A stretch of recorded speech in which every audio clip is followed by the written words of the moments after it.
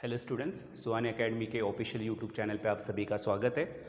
आज हम दूसरा वीडियो पोस्ट कर रहे हैं। पहला वीडियो जो पोस्ट किया था वो एड अ क्वेश्चन टैग के ऊपर था। आज जो दूसरा वीडियो है उस टॉपिक का नाम है as soon as, no sooner than. इसी में आप हार्डली वेन और स्कार्सली वेन भी पढ़ सकते हो।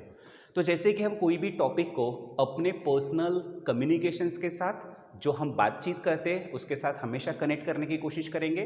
यहाँ पे भी हम देखेंगे हिंदी में किस तरह के सेंटेंसेस होते हैं जो इंग्लिश में जाकर एज सुन एज और नो सूनर दैन में बनाए जाते हैं।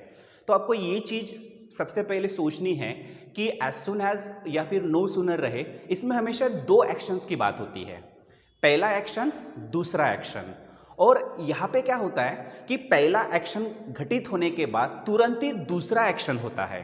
ओके, जैसे कि अगर मैं यहां पे समझाऊं तो सपोज ये एक्शन 1 है, इसी के तुरंत बाद ही एक्शन 2 होगा। ओके, अब ऐसे सेंटेंसेस आप न जाने कितने बार बोलते होंगे। अब मैं कुछ हिंदी के 2-3 एग्जांपल्स आपके सामने रख रहा हूं।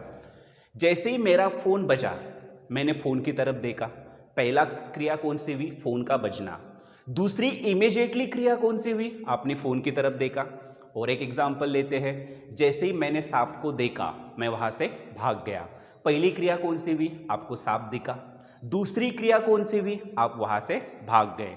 सो इस तरह के जो एग्जांपल्स रहेंगे, इवन ये एग्जांपल्स आपके घर के सवेरे मतलब किचन से स्टार्ट होते हैं तो टिल द नाइट ये चलते रहेंगे। जैसे ही मेरे हाथ से कप गिरा, नेक्स्ट एक्शन क्या होगी? वो टूट गया। तो ऐसा होगा क्या कि आज वो कप गिरा और 10 दिन के बाद उसको मतलब लगा कि अब टूटना चाहिए? Obviously not. मतलब यहां पे कैसे हो रहा है ना कि पहली एक्शंस होने के बाद तुरंत दूसरी एक्शंस हो रही है। मतलब इस तरह से जैसे ही पहली एक्शंस हुई तुरंत दूसरी एक्शन हुई, और ये दूसरी एक्शन थी ये entirely depend on the first, मतलब पूरी तरह से पहले एक्शन के ऊपर निर्भर थी। इस तरह से वो कैसे? अब ये डिपेंड है। क्यों डिपेंड है? सोचिए, अगर कप गिरा ही नहीं होता तो फूटा होता क्या? नहीं। बस रुकी ही नहीं होती तो पैसेंजर उतरे होते क्या? नहीं। अगर फोन बजा ही नहीं होता तो आप देखे होते क्या? नहीं। मतलब क्या हो रहा है कि ये जो सेकंड एक्शन है ये पूरी तरह से पहले एक्शन के ऊपर निर्भर होती है। So in short, as soon as और नो सूनर दैन मतलब क्या? तो जब एक एक्शन घटित होने के बाद दूसरी एक्शन होती है। अब हम इसके कुछ एग्जांपल्स को समझेंगे। सो अब हम एज सुन एज के सेंटेंस को नो सूनर दैन में कन्वर्ट यहां पे करेंगे। देखिए, जब आप एज सुन एज के सेंटेंस को नो सूनर दैन में कन्वर्ट करते हो तो आपको कुछ मेथड्स अप्लाई करनी पड़ेगी। जैसे कि आपका पहला रूल यहां पे क्या बनेगा कि आपको एज सुन एज के जगह नो सूनर लेना पड़ेगा। ओके, सो ये आपका पहला रूल हो गया कि आपने एज सुन एज के बदले क्या लिया? No sooner. अब जो सेकेंड रूल यहां पे आएगा, ओके, वो ज्यादा कॉम्प्लिकेटेड है और उसको अच्छे से समझना पड़ेगा। अगर ये रूल आपको इस टॉपिक में समझता है तो जस्ट बिलीव मी कि ऐसे 3 से 4 ग्रामर के टॉपिक्स रहेंगे जहां पे आपको सेम रूल अप्लाई करना पड़ेगा। वो कौन सा रूल है? अब आपको नो सूनर के बाद हेल्पिंग वर्ब चाहिए। ओके, अगर मैं सेंटेंस रीड करता हूं, as soon as Sachin spoke, sentence यहां से स्टार्ट हो रहा है, यहां पे एंड हो रहा है। अब आप देखिए कि यहां से लेकर यहां तक आपको कोई भी हेल्पिंग वर्ब दिख रहा है क्या? नहीं दिख रहा है। अब आप मुझे ये मत पूछिए कि हेल्पिंग वर्ब्स क्या होते हैं। इसके पहले वीडियो में हमने डिस्कस किया था, am is, are, was, were, do does did, have has had, can could, shall should, will would, may, might, must, used to, ought to, need, dare, total 24 helping verbs.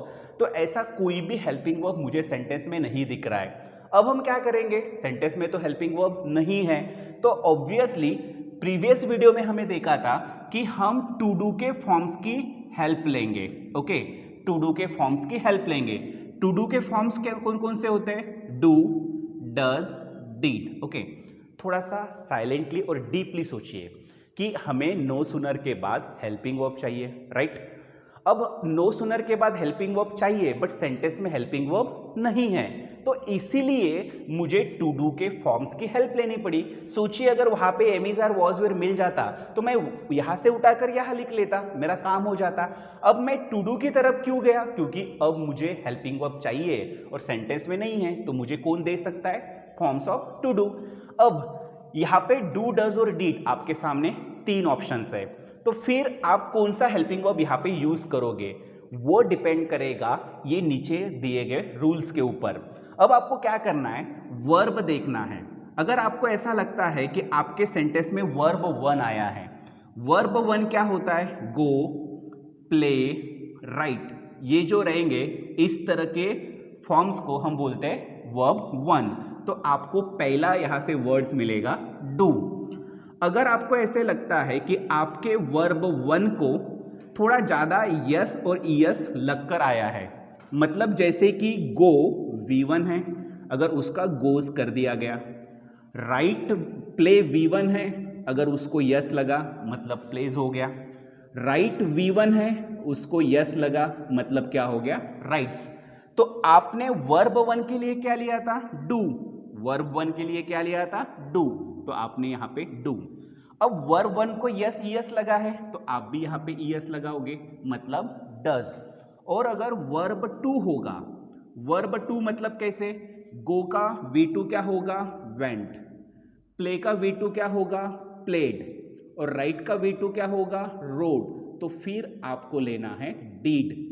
मतलब अब हमारे पास do does deed है, but ऐसा नहीं कि कोई भी verb आप कहीं भी यूज कर सकते हो, ये क्राइटेरिया है। अगर आपको सेंटेंस में वर्ब वन दिखता है तो आप डू ले सकते हो, अगर वर्ब वन को यस ईएस लगा है तो आप डज ले सकते हो, और V2 आया है तो आप डीड ले सकते हो। अब सेंटेंस की तरफ वापस जाएंगे, अब देखेंगे कि सेंटेंस में क्या आया है। सेंटेंस में आया है स्पोक।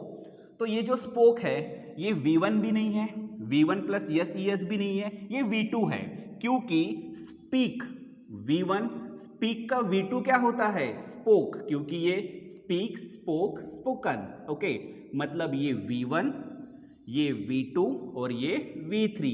तो अब हमें क्या मिला है, V2। तो V2 मिला है तो हम क्या लेंगे, डिड। तो हमने यहां पे ले लिया डिड। ओके, अब मैं यहां पे एरो कर रहा हूं कि मैंने यहां पे डिड क्यों लिया, क्योंकि मुझे सेंटेंस में क्या मिला था, V2 और V2 मिला था, इसलिए मैंने क्या लिया, डिड। क्लियर, सेंटेंस को आगे बढ़ाते हैं। मतलब आपने पहला रूल कंप्लीट कर लिया, सॉरी सेकंड रूल आपका कंप्लीट हो गया। अब देखिए आप लिखोगे सचिन, अब यहां पे आप में से बहुत सारे लोग लिखोगे स्पोक। ओके, बट जैसे आप स्पोक लिखोगे आप ग्रामेटिकली फिर से गलत जाते हो, और यहां पे आज का दूसरा आईएमपी रूल आता है। पहला हमने पढ़ा कि अगर सपोज आपको हेल्पिंग वर्ब चाहिए तो आप क्या ले सकते हो और किस तरह से ले सकते हो, ये यहां पे पढ़ा। अब दूसरा रूल क्या है, and that is very important. देखा जाए तो एक लाइन में खत्म होता है, बट जस्ट बिलीव मी, कितनी तो भी ग्रामेटिकली सेंटेंसेस इसकी वजह से गलत बनते हैं, सही जानकारी न होने के कारण। देखिए यहां पे रूल्स इस तरह से रहेगा कि एक बार सेंटेंस में डू, या फिर एक बार सेंटेंस में डज, या फिर एक बार सेंटेंस में अगर डीड आ गया तो उसके बाद सेंटेंस में V1 ही आना चाहिए। क्लियर, आई रिपीट, अगर एक बार सेंटेंस में डू या फिर डज या फिर डीड आता है तो सेंटेंस में V1 ही आना चाहिए। अगर आपने और कोई फॉर्म यूज किया तो वो गलत हो जाएगा। इतनी छोटी सी लाइन, बट ये काफी आईएमपी है, और आप यहाँ पे आईएमपी नोट डाउन कर सकते हो नोट लेते समय। तो मैंने यहाँ पे क्या गलती कर दी, यहाँ पे सेंटेंस में डीड आया था, राइट, डीड आने के बाद मैंने क्या लेना चाहिए था, V1, बट मैंने क्या ले लिया यहाँ पे, स्पोक। स्पोक क्या है, V2, तो मुझे V1 क्या लेना चाहिए, स्पीक। तो अब मैं इसको करूंगा स्पीक, और अब मैं ग्रामेटिकली बिल्कुल करेक्ट हूं। इसका एक्सप्लेनेशन क्या रहेगा, क्यों मैंने स्पीक लिया, फिर से एरो दिखा रहा हूं मैं कि डीड आया इसलिए मुझे V1 लेना पड़ा। ओके, अब आगे का रूल क्या है कि ये जो कॉमा है, कॉमा के बदले आपको क्या लेना है, then next sentence as it is. तो आप लिखोगे everyone laughed at him. Okay, हो गया सेंटेंस आपका। सो इस तरह से आपको सॉल्व करना है, और कुछ एग्जांपल्स रहेंगे अब हम वो देखेंगे।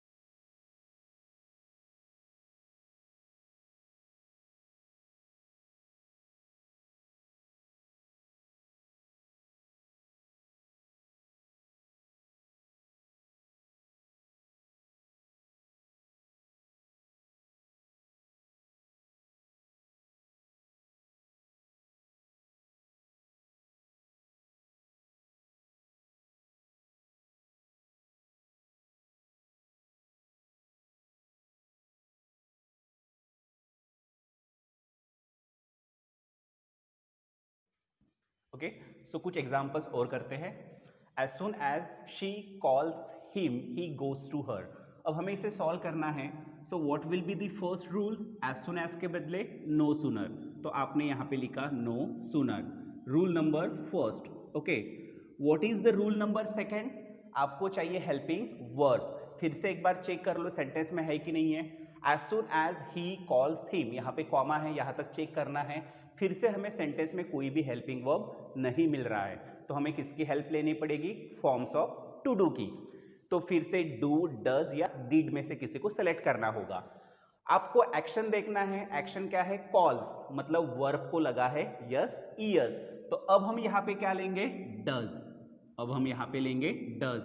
डज क्यों लिया? इसकी वजह से, क्योंकि कॉल्स आया था, मतलब वर्ब को यस ईयस लगा था। ठीक है, अब यह हो गया आपका रूल नंबर सेकंड। सेंटेंस को आगे बढ़ाओ। अब क्या लिखोगे? शी। उसके बाद क्या लिखोगे? कॉल्स। बट हमने देखा था कि एक बार सेंटेंस में डू डज डीड आ गया तो आपको V1 ही लेना है, तो इसका V1 क्या रहेगा? कॉल। ये हो गया तीसरा। तो अब ये इस तरह से आप शो कर सकते हो कि क्यों आपने यहाँ पे कॉल्स का कॉल बनाया। क्यों बनाया? क्योंकि सेंटेंस में डू डज डीड आने के बाद V1 ही आना चाहिए। सेंटेंस को आगे बढ़ाइए। हिम, कॉमा के बदले अब क्या लिखोगे आप? Then. Next sentence as it is, he goes to her. Okay, हो गया आपका आंसर। और एक एग्जांपल करते हैं। As soon as they organise such events people donate money. So अब फिर से एज सुन एज के बदले आप क्या लिखोगे? No sooner. नो सुनर के बाद क्या चाहिए आपको? Helping verb. अब देखिए सेंटेंस में हेल्पिंग वर्ब है क्या? As soon as they organise such event. यहाँ पे सेंटेंस को रोकना है। तो अब आपको यहाँ पे कोई भी हेल्पिंग वर्ब दिख रहा है? नहीं दिख रहा है। तो फिर से हम डू, डज और डीड में से किसी एक को हेल्पिंग वर्ब करके चुनेंगे। तो यहाँ पे एक्शन कौन सी है? ऑर्गेनाइज। ओके, मतलब V1। ओके, तो V1 होने की वजह से अब हम क्या लेंगे यहाँ पे? डू। क्यों लिया डू? क्योंकि ये था V1। सेंटेंस को आगे बढ़ाइए। दे, फिर ऑर्गेनाइज।